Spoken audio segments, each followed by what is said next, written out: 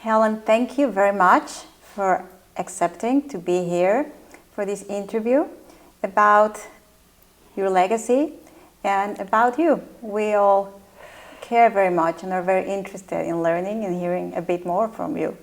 So I want to thank all of our community and our members and let you know that this interview with Helen is just one more of all the benefits you get for being members of TNE. Thank you.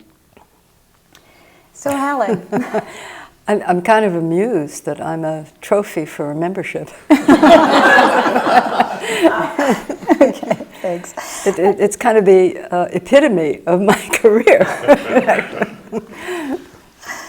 So the first question I would like to ask you, Helen, is what's important for you in the narrative Enneagram community these days? Well, first of all, I think the narrative is the best teaching method on the planet, which is to go directly to inquire into the differences between different types of people and to get feedback from those who inhabit each of the 9 different profiles, rather than teaching out of a book, for example. It's very useful for students to be able to directly interact with the types. Because through just a book, although I wrote a book and I enjoyed that activity, I much more enjoy the method of speaking directly and being able to inquire into the life of somebody who is alive and well and wants to answer me. Yeah. So that's about what the narrative tradition is about. The narrative is the life story and all of that. When I started in this journey of the Enneagram, which is a very long time ago, in the mid-70s, psychology was really not as advanced as it is today. And so I have degrees in psychology, and I teach psychology, or did for a number of years. But the materials that I was teaching were so narrow and so defining a type, a person, that it really didn't have any kind of momentum the way the Enneagram does. We have a vehicle here that comes out of the ancient world, actually, that's filled with useful information that psychology isn't so interested in. Yeah? And at the time that I was learning psychology at CCNY in New York, the focus was on pathology, how to recognize and treat pathology, rather than how you can use your personality structure to evolve as a person. This idea of spiritual evolution was not on the table at the time. So I would say the interest was that I was also a meditator, which was unusual at that time. Science now has a methodology called the relaxation response, which improves healing rate in illness and has other great benefits of quieting, the passions of the heart. But at that time, there was so little material except the diagnosis, assessment, and treatment of pathology. A few radical ideas, but nothing substantive. So I was caught in this bind of being both a meditator and realizing the change of state that meditation can bring in, and there's kind of a joy in it. And as you progress in being relatively empty, you can feel the life force, you can feel flow. Well, that was news. I dare not speak of that in public. But flow is, the most common experience in meditative circles. It's blissful. Just the edge of blissful. But certainly, if you can enter that state when you're focused on the minutiae of the type and you're suffering as a result of this recreation of your habit of mind, it's very useful to be able to say, okay, I'm going to witness this. I'm going to internalize and I'm going to be able to witness this conflict that I have, and I'm able to surrender it. I will deal with it, but when I'm calm. when I have changed my state into peacefulness, I can deal with it more successfully. And that was news to people. You know, it was kind of like seen as voodoo, you know, or some kind of claim of magical acts at the beginning, at least in my circles in Manhattan. So I left Manhattan and came to California because it was more peaceful out here. And I enjoyed the change. Just the noise difference, you know, the traffic noise difference was huge for me. And when I came here, I met my current husband. This is almost 50 years ago. And we've been together ever since. And the Enneagram is part of our life in the sense that both of us are meditators and both of us are interested in each other. We want to know each other better. So that was it.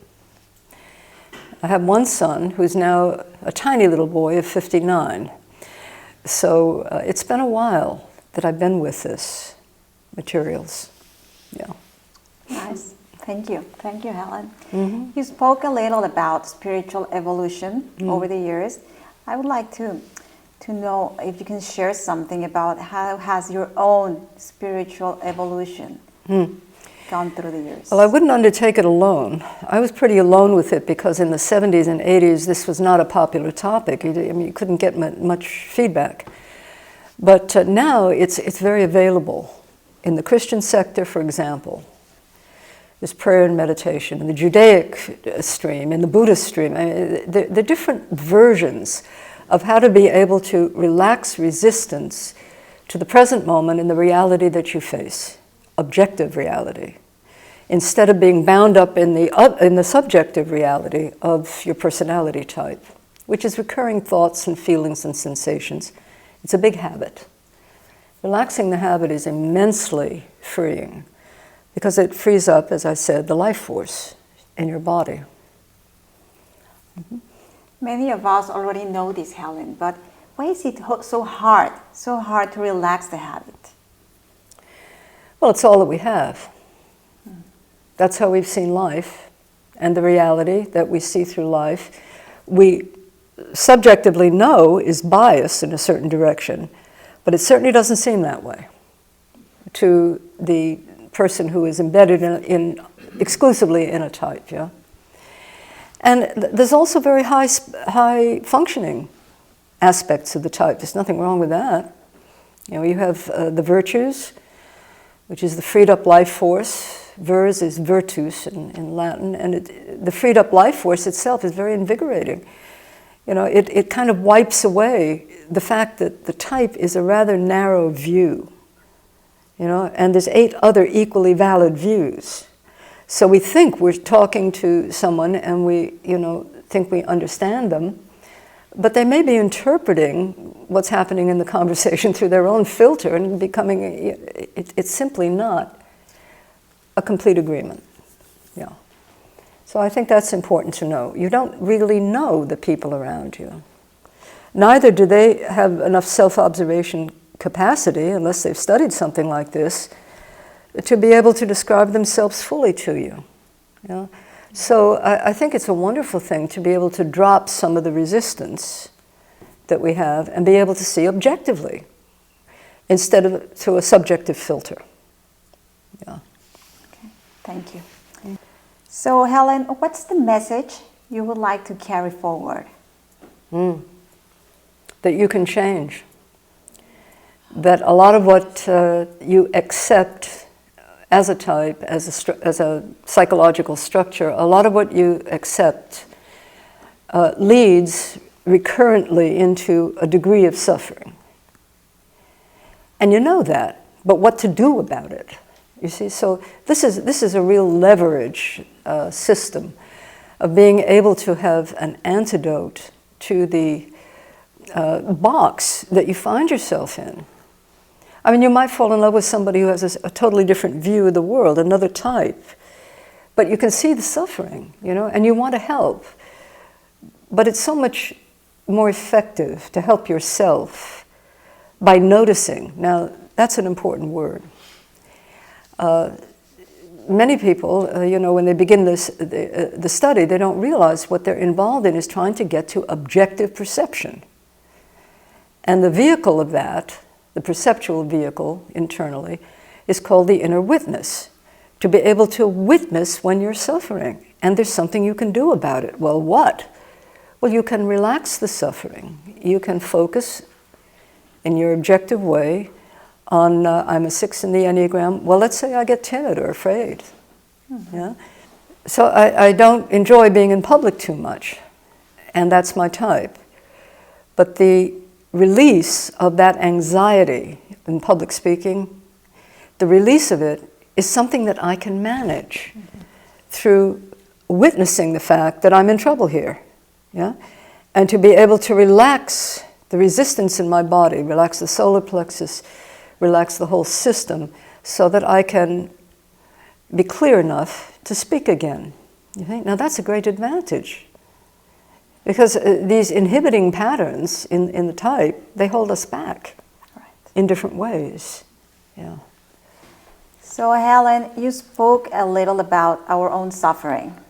Once we are aware, it's there and it's present. Mm-hmm. But what happens when we're not even aware of the depth of our suffering?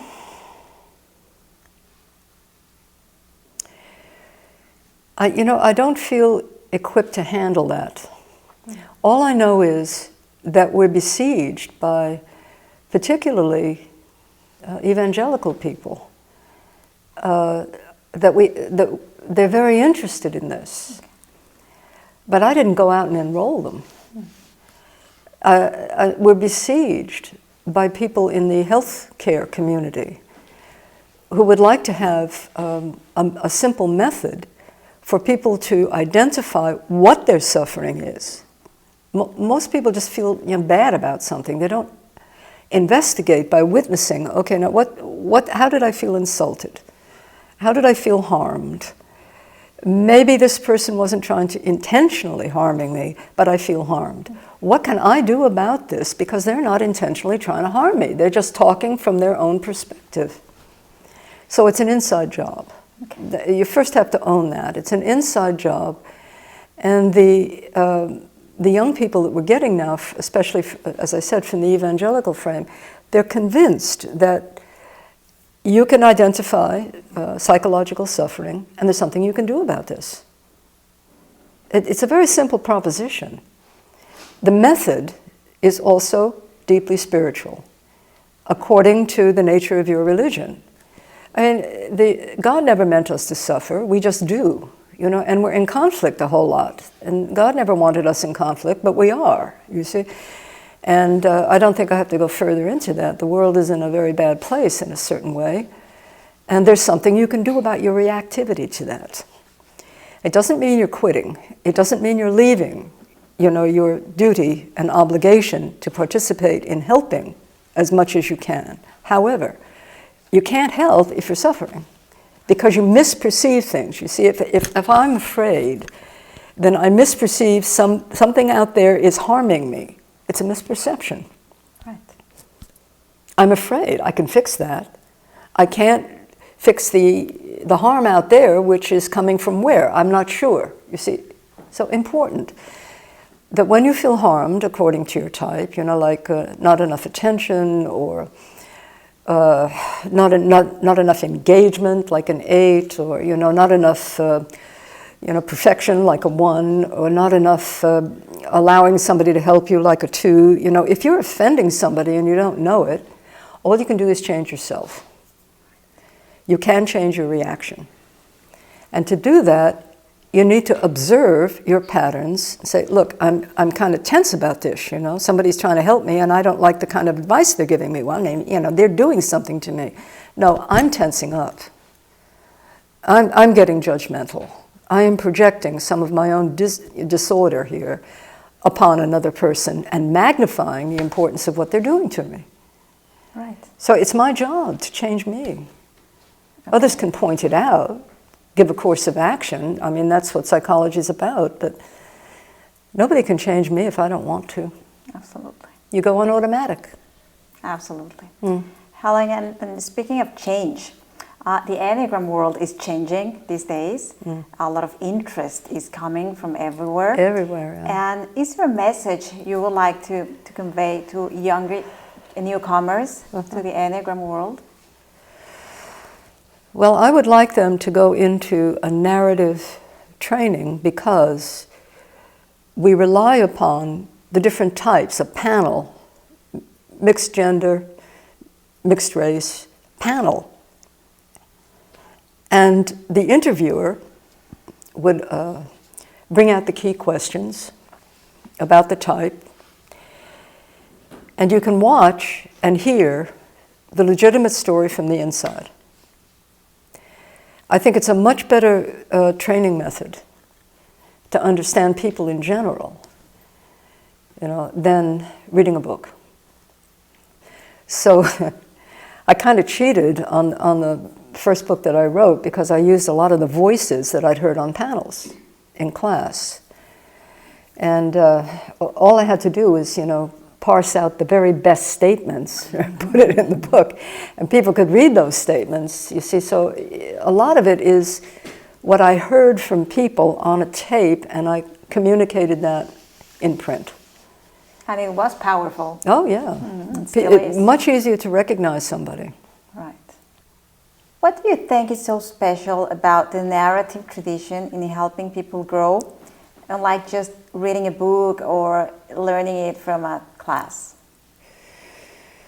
Why is the panel method so powerful, in your own words? Well, it humanizes the whole thing. It's not abstract. That's the first thing. When you read about psychological bullet points in a textbook, for example, I mean, you can certainly memorize the problems, but how do you solve them? You see, that takes a more human touch. And in the narrative, we have perhaps 4 to 6 people, men and women mixed, in a panel, and each of them will have a different context for the same problem. So a 4, for example, that is idealizing the distant and the far away, using qualities of imagination to kind of emphasize the beauty and the destiny of the future, and coming completely out of the reality of now at the time, and idealizing, and then moving toward making objective changes in their life to get toward that idealized person. Usually it's in a relationship, and then feeling disappointed because it isn't meeting the ideal. It's just a human being again, So how to work with that? Well, if you have a bank of 4s, men and women, they have poignant stories to tell. Each type has a poignant story about how they have discovered this defect in their rationale, where they're just bemused by the future idealized love, who is disappointing. You see, and then, oh dear, it happened again. You see, it's kind of the 4 lament. Now, I'm exaggerating. Not a whole lot, actually, but I'm exaggerating. And likewise, around the clock of the Enneagram, there are these defective placements of attention that are habitual, and a belief that this is true, which is way away from the objective reality of 8 other types.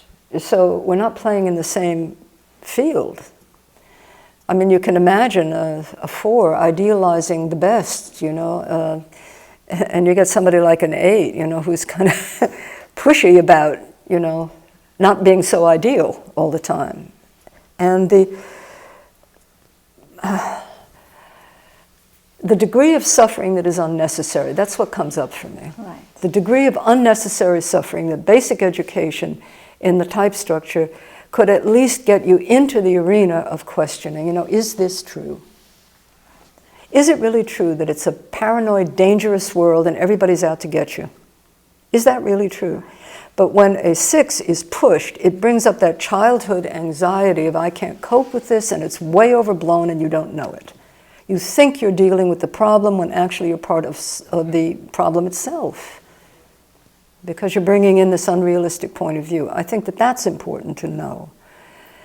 The panel method gives sometimes very vivid stories of the trap that you fall into by habit, and you don't know you're doing it.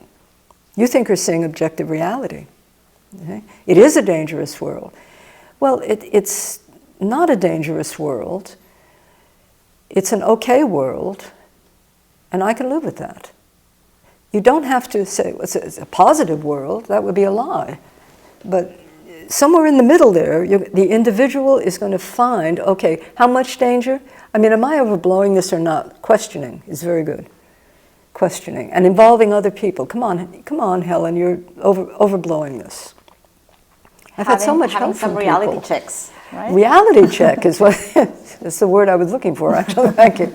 But the unreality that we bring into a relationship. Okay. It's very important to relax that and get to some kind of harmonious truth. So I like the method. I like it that they're so diverse. Older people, young people.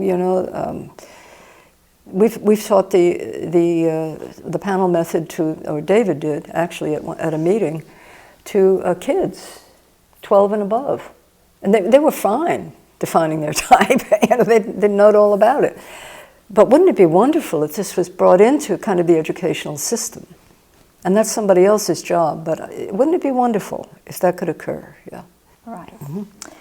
Helen, can you share with us a moment of truth that changed you or marked you as an Enneagram teacher and spiritual guide you have been for many of us? Well, you mentioned both words, Enneagram type and spiritual practitioner. Okay. I would say that the moment of truth was probably in the 80s, that we could use spiritual method, meditative method, for psychological distress. And that was news, at the time. And we had, small uprising and, kind of difficulties with both clergy who say you can't use spiritual method for mere psychological work. That's like a wrong use. Don't apply it to changing your psychological structure. And we had the psychologists, which were dismissing spiritual method, as kind of airy-fairy. And I'm saying that very literally, And then, of course, we had people on both sides who embraced the idea. Okay? So the moment of truth was, well, I'm going to go with them, with the ones that see the value in witnessing internally, which is a spiritual, it's a spiritual faculty of perception. Now, you don't hear about that generally, in the common religious circles. The witness is for everybody. You can watch yourself suffer. You don't know what to do at the beginning, but it's like, here I go again. Here I go again in my pattern. Well, there's something you can do about the pattern. You can change it. By using, internalizing, relaxing into yourself, and using the witness to recognize the actual structure of your psychological type. Now that was news. You can witness thoughts and the suffering that might give you. You can witness the contractions in your body that suppress the life force. You can actually recognize those things, and there's something you can do about it. You can use the method of St. John, the way of negation, to relax resistance on the spot. How helpful. Yeah? And nobody can do it but me. And with that relaxation, your mind clears. You're seeing a more objective reality instead of the subjective hell that you go into by habit. So this understanding of spiritual method for psychological distress, that was where I took a stand. And there were many, who once they understood it, were happy to cooperate. But it was a risk. And at the time, somewhere in the 80s, I met my co-teacher of many, many years, Dr. David Daniels, who was a psychiatrist, a practicing psychiatrist, and a teacher in the School of Medicine at Stanford University. So at least we had somebody who was respectable, within our camp. And the willingness with which he embraced this. Right. And I was teaching the narrative method up in my hometown at the YMCA in the auditorium. I did it for years. And it was the panel method. You see, that's how I got all of the statements to put in the first book, was from the YMCA paneling. And David had on a dare, he had been dared by one of his colleagues at Stanford. Well, you're interested in this kind of airy-fairy spiritual thing, you know, why don't you go hear Helen, you know, she's doing something with that. And he came with 3 kids and a wife, and they all sat in the back. And at the end of it, he came forward and he said, I really want to bring this into Stanford. Well, he didn't realize what he was facing. Wow. You know, the backlash that he would encounter. But he was persistent, and he wanted to bring it in because it was people speaking themselves, you see, and if they had the map of the 9 types, they had a really good spread of being able to negate, I'm not that, I'm not that, I'm not that, oh, here I might be, well, I have to choose between 2, can you give me some help about choosing between the 2? So it was really quick to be able to discover your type, and that he appreciated that. The other thing that he liked was the disclosure of the people, and the last thing that he liked was that they could relax your own suffering. Because he's doing clinical work all the time, he's doing interventions all the time. Well, how can you intervene by giving somebody a method where they can help themselves? He liked that. And he got a big backlash. And there was one story that his eldest son told me later as they were older. He said one of the dignitaries in the early days at Stanford, he came to dinner at their house where they were living at Palo Alto, and the word Enneagram came up, and he had come primed to tell David to keep his place, you know, and he said, you know, how can you teach this garbage? I mean, that's where we started, right? Breaking ground into the university system. It was the garbage bin. How can you do this, that you can be taken away by this nonsense? So his eldest son really took it, you know, like his dad's job is in danger, and it all quieted down. And in the end, years later, David Daniels retired as an emeritus. So somebody at Stanford loved him. To let him be an emeritus. But it was tough going all the way for him. And I so admired that. So much courage. Courage. Yeah, just to, you know, I believe in this, and this is how I justify it, and I have clinical experience just like you have, and let's have a discussion. Beautiful, huh? Beautiful. Mm-hmm. Thank you, Helen. And one final question. What message would you like to give to all of our supporters of the narrative tradition outside? Well, I'm very grateful, first of all.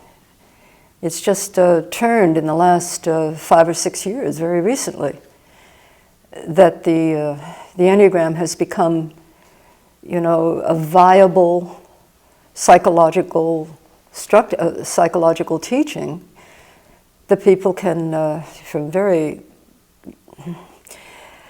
short time, they can get methodology to turn around in a very short time. I mean, it used to take months for a clinician to really introduce a client to their type structure. Now, it's easy to call it a type structure, but you're ferreting around with, you know, like how many levels does this, you know, this difficult client have, you know, and what are the overlaps between this theory and that theory, you know, that might be helpful to the client? It was endless in my mind. When all you have to do is ask the client to observe the arising of the content of their mind when they suffer. And you can really tell the difference between I'm left out, you know, I can't stand it, like a 2, or I'm really distractible, I don't like to hear about people's pain, like a 7. I mean, the core the core nuts and bolts of it, or I'm very scared, like a 6. You know, I don't like to be seen in public, like me. I mean, these are very different strategies for survival, but they are survival. Right. That's how important they are. We have survived by this to adulthood, and we don't want to change. So the message, I guess, would be look at the simplification of identifying what the core issue of the psychological structure is. You can observe it, and you can say, not that, not that, not that, around the Enneagram. Well, I have a little of this tendency, but I'm not an 8. I'm not that aggressive and kind of territorial.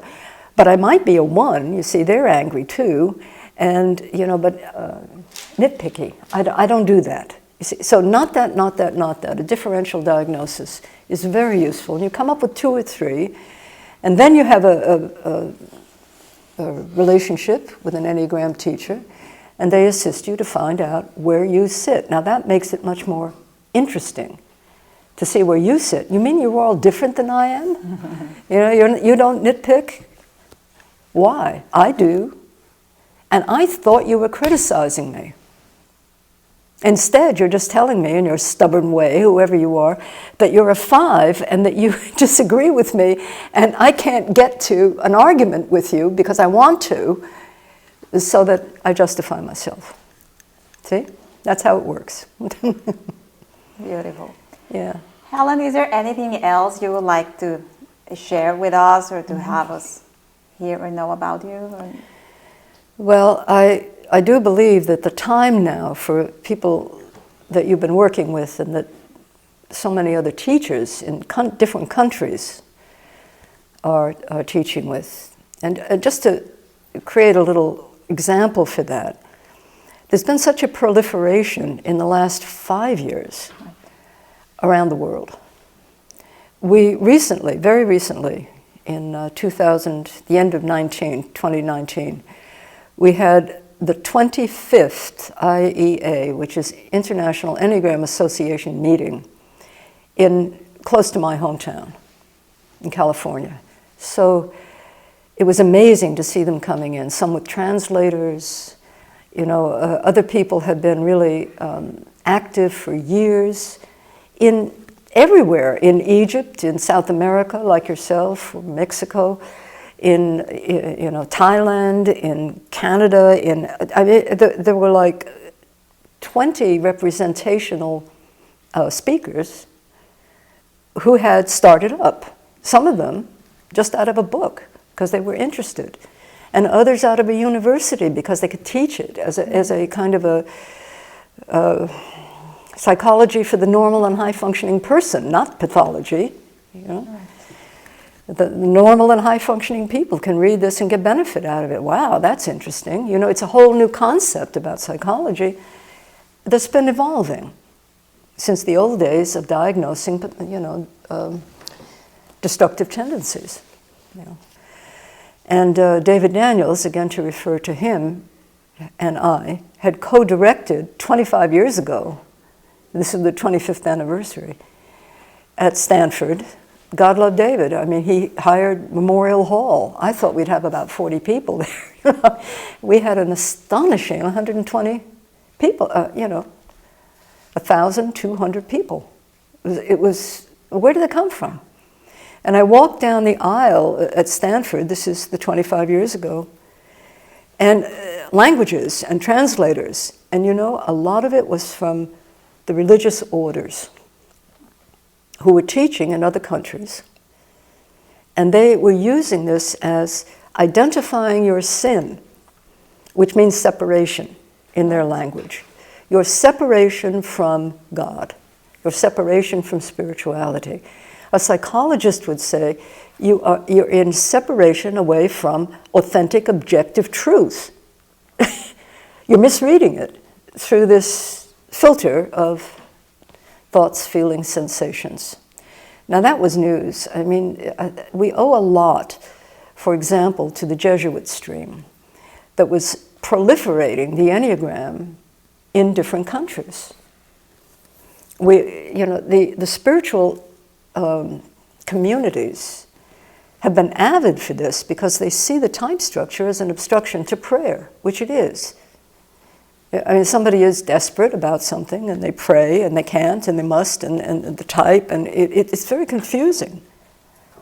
But if you pray in the method of John and you empty yourself, you get some space where you can at least not devalue yourself so much or get stuck in a box and unable to see what's actually happening around you. So the religious communities took it on. Right. As a method of prayer.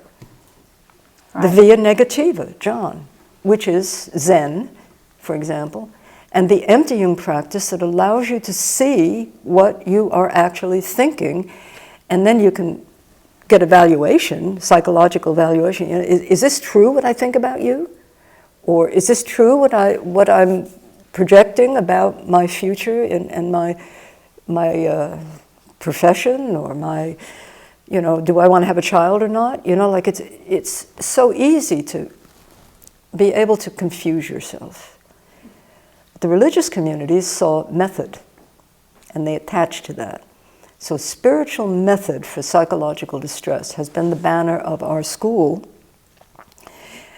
And to apply the method of John, and there is a second method to John's spiritual companion, Teresa of Avila, which is a different spiritual methodology, but they work so well together. And maybe this will be the last question, yeah? But John was devoted to the way of negation, meaning I'm confused by all my patterns and thoughts, so I internalize and I notice what's before me and I relax that, not that distraction. So it's a series of being overwhelmed by thoughts or feelings or bodily sensations and recognizing that with an inner witnessing calm and allowing those patterns to relax by simply letting them go so that they're off the screen. Okay? It's a wonderful method. And his companion, spiritual companion Teresa, she had the absolute opposite tendency. She taught a method of contemplation, spiritual contemplation, which is now called the via positiva, which is concentration. Now, a word of advice. As soon as anybody says concentration, you want to muscle up, you know, and concentrate very hard on one thing. It's not it. But concentration means that you notice the intruding thought, you let it go, that's John's, and you can also stabilize a concentration point, which is healing to you. And you can bring it into your mind in times of trouble. And it has an immense calming effect. Yeah? Here's a thought, dreadful thought. Well, relax that thought. And it's a method. I don't want to go into the depth of the method. But the two in combination. And now in spiritual method, we have, you know, like the whole world is involved now in trying to find a spiritual anchor in themselves as solace to what's happening, you know, politically and emotionally to all of us. We're living in a nuclear age. Nobody forgets that at the depth of their consciousness. Right. But when you get tight and apprehensive and confused because of that reality, there's something you can do about that, and you can be infinitely more useful if you're not spazzed out, you know, and spastic about your type, you know, and how you might be harmed. So the movement in the evangelical groups that we're seeing now, and the movement just in ordinary people who are finding value in improving their relationship, you see, as soon as you've got that, you have to be able to witness your own structure in order to be able to change anything in a relationship. Otherwise, you're just stuck. Mm. Well, I could go on at length, but I think I won't. Thank you.